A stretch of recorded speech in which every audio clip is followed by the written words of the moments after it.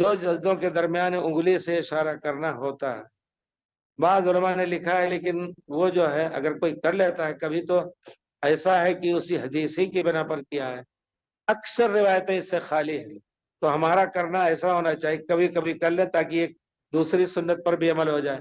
جیسے پوچھتے ہیں کہ جنازے میں اللہ اکبر کے ساتھ ہاتھ اٹھایا جائے، عام اکثر احادیث میں نہیں آیا ذکر، لیکن حضرت عبداللہ ابن عمر سے ثابت ہے کہ وہ ہر تکبیر کے ساتھ ہاتھ اٹھاتے تھے۔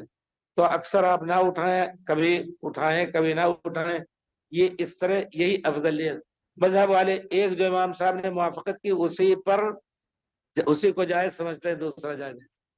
اور مذاہب میں خود آپ دیکھیں گے ائمہ میں اختلاف جو ہوا، امام صاحب نے 10 سال پہلے فلاں فتویٰ دیا تھا، دوسرے سال فلاں فتویٰ دیا، تو اس میں کتابیں لکھی گئی ہیں، مسائل ذات الوجہین، مسائل ذات الوجہین، یعنی دو طریقے سے جائز ہے۔